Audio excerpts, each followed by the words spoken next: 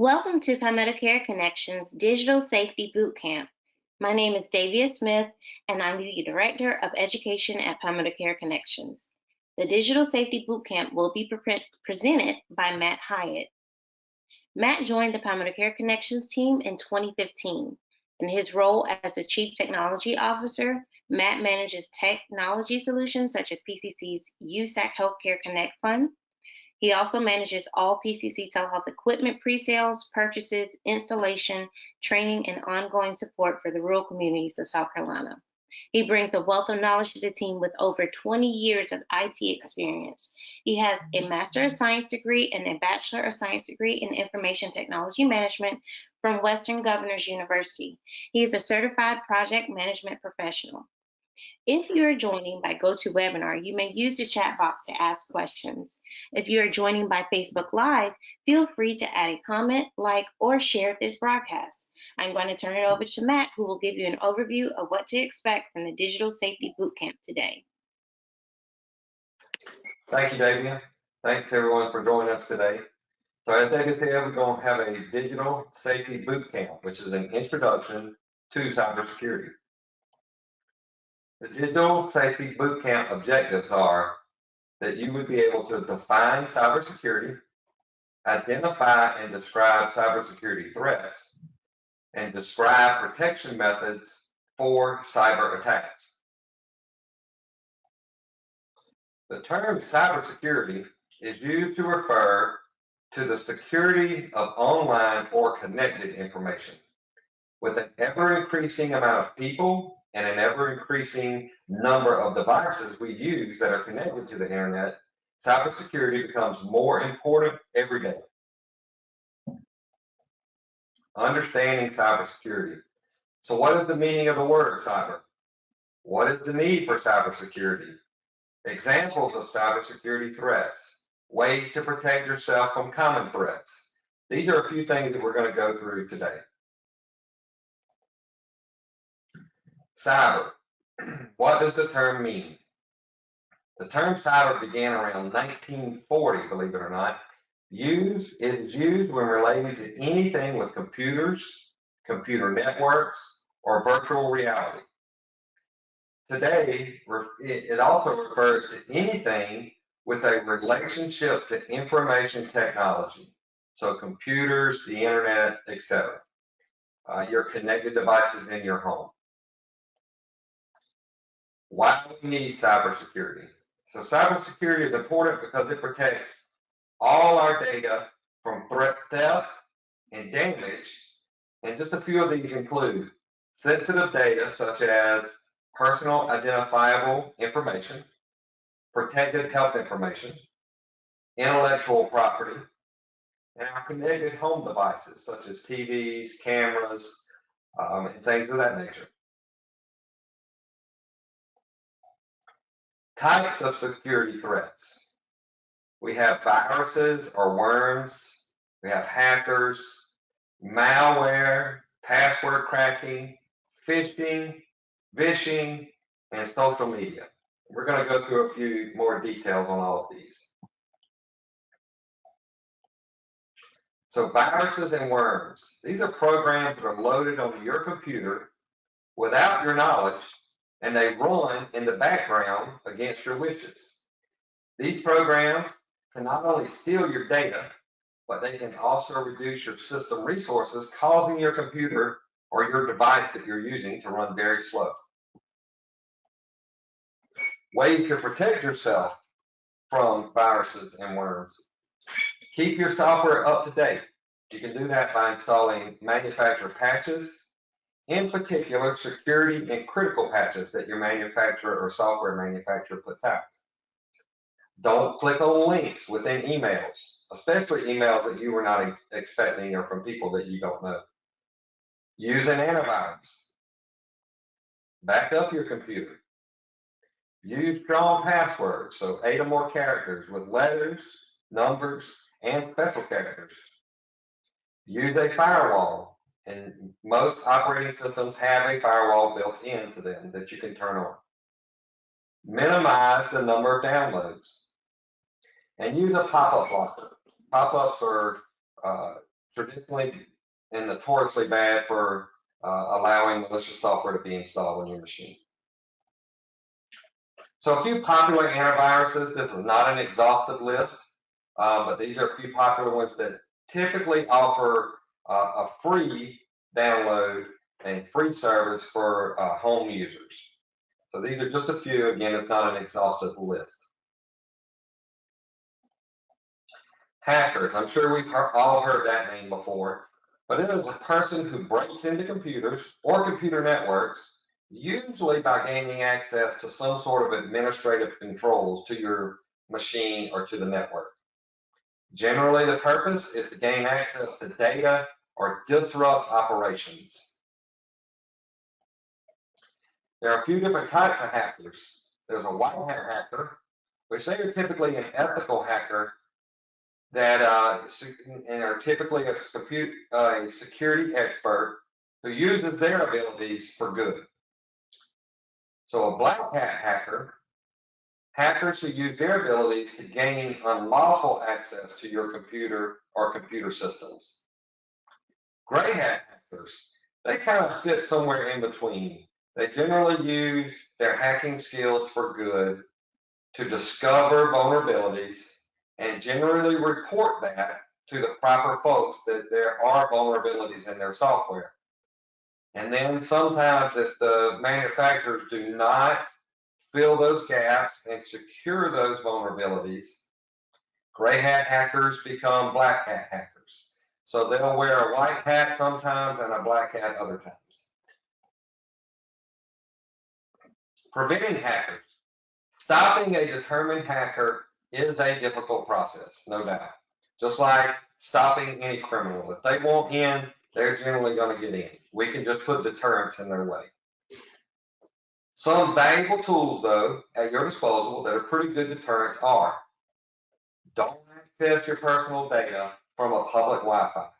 So if you're out in a public location, don't log on to your bank accounts. Don't access personal data. Turn off your apps and software that you don't need. Choose your apps that you download or your software that you put on your computers. Choose those from a reputable source. You want to use complex passwords. So we've talked about this already. You want to use at least 8 characters. You want letters, numbers, and special characters. And you want to alternate case as well. So some upper, some lowercase. You always want to stay, again, on the latest patches, especially security and critical patches. Most systems, including your phones and your tablets and your PCs, have a way for you to automatically set up the patching to allow for these critical and security updates to patch automatically. You also want to look at deploying a firewall. Most computers have a firewall built in particular Windows computers. There are firewalls also built into some antivirus applications that you might download to your smart device, so your phone or your tablet.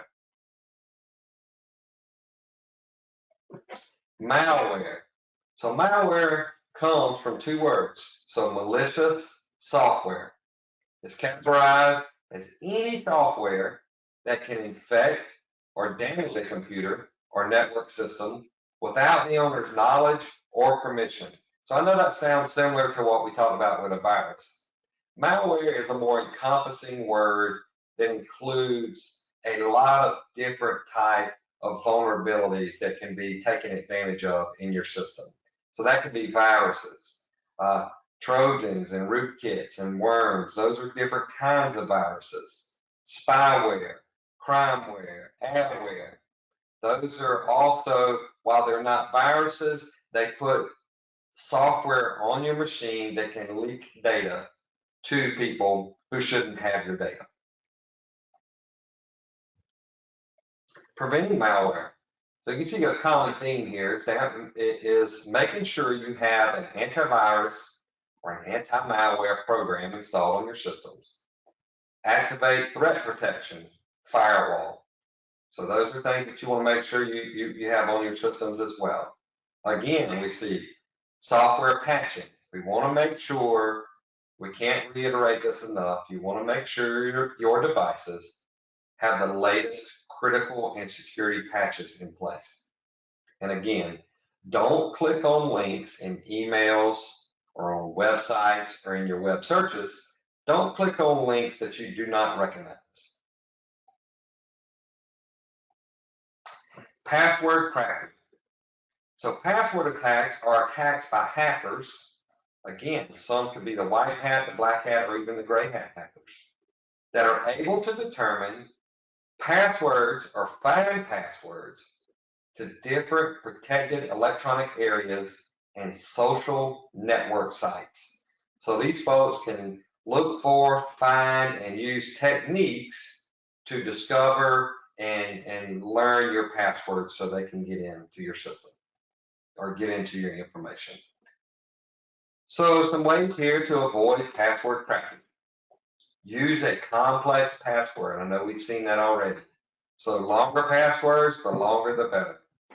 No personal details in your password. So no, you generally do not want to use, for instance, the street you grew up on, or your name, or your children's names, or your dog's name.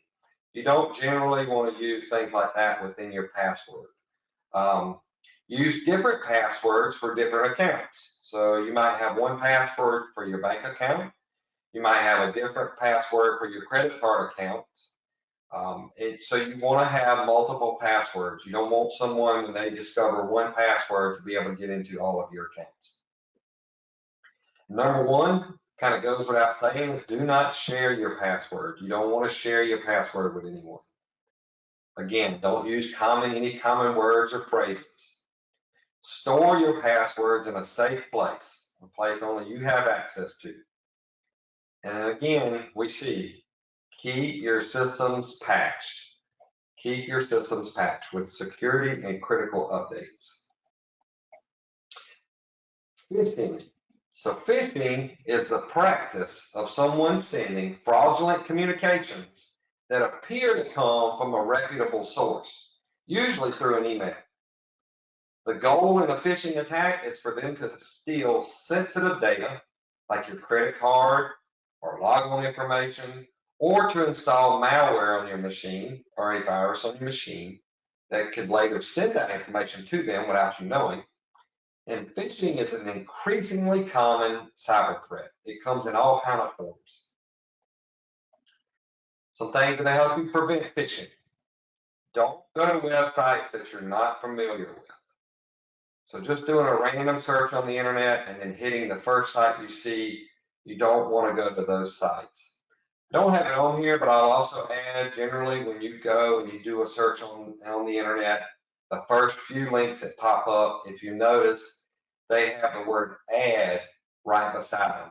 You generally don't want to click on those because they could possibly have and could possibly be a phishing attack. Again, don't open email from users that you don't know.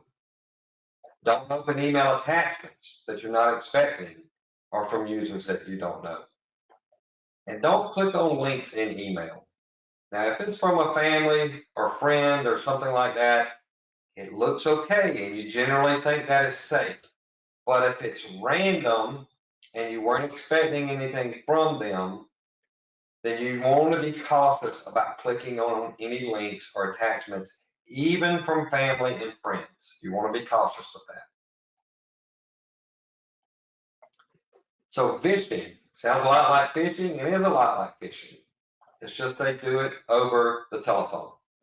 So it is the fraudulent practice of making phone calls or leaving voice messages purporting to be from a reputable company in order to induce individuals to reveal personal information such as bank details or credit card numbers, social security numbers, things of that nature. So some common phishing scams are, some of you have probably even received these calls, I know I have. The caller claims to represent the IRS or Medicare or Social Security Administration. There's a fantastic sense of urgency on the other end of the call, or the caller starts asking you for personal information. You generally never want to hand out personal information to someone who you weren't expecting a phone call from and you have not been able to verify who they are.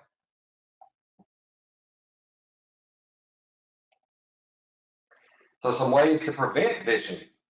So you can join the National Do Not Call Registry, which we have a link for here in the presentation.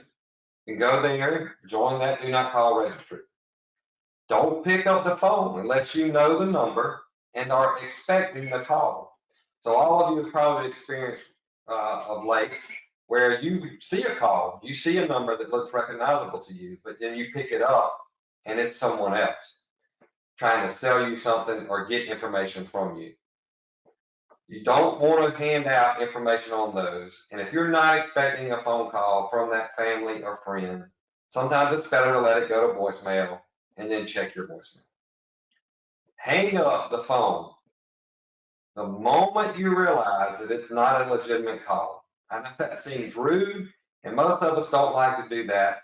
But if you find out that it is not a legitimate call, I promise you, you're not the first person that hung up on them. So feel free to hang the phone up once you realize that.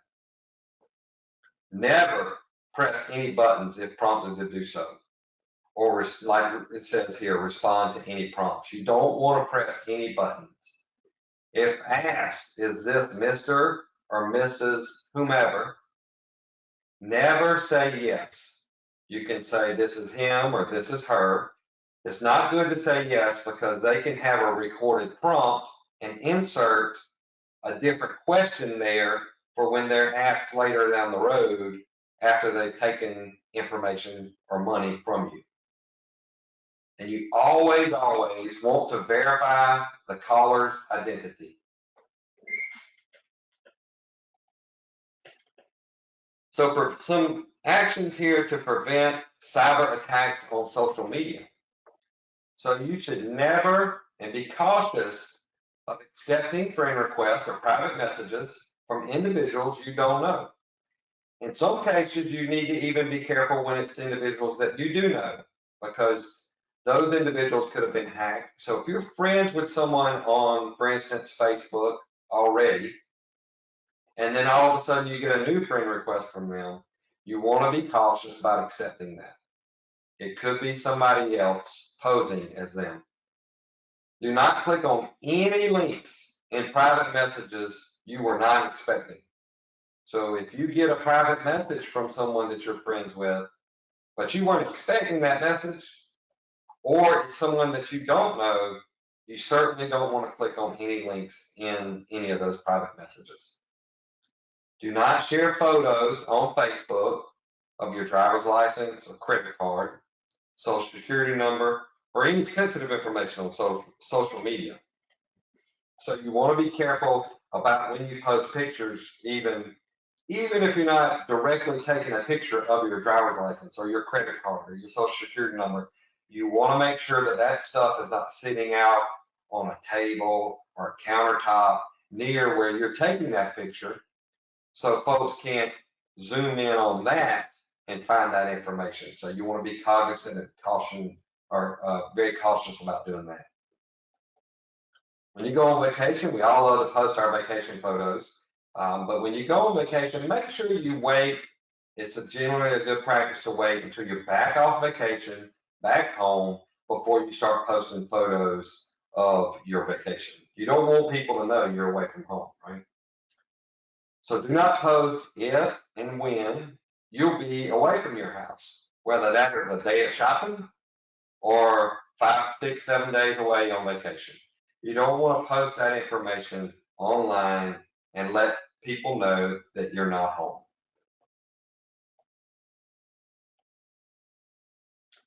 So here's a little quick look at the least to most safe countries in the world when it comes to cybersecurity. And as you can see here, in the United States, we kind of sit somewhere in the middle.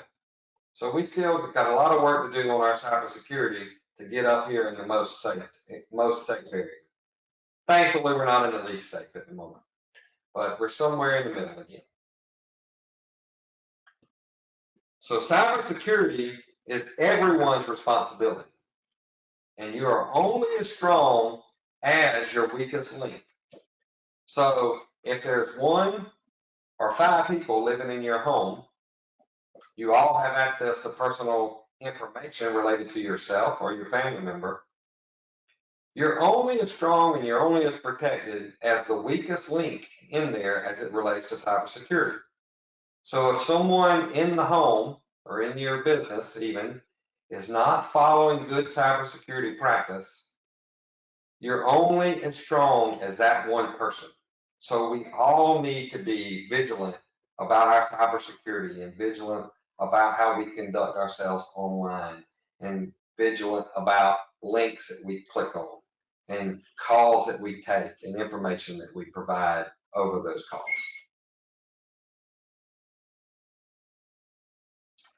So again, my name is Matt Hyatt. I'm the Chief Technology Officer here at Palmetto Care Connections.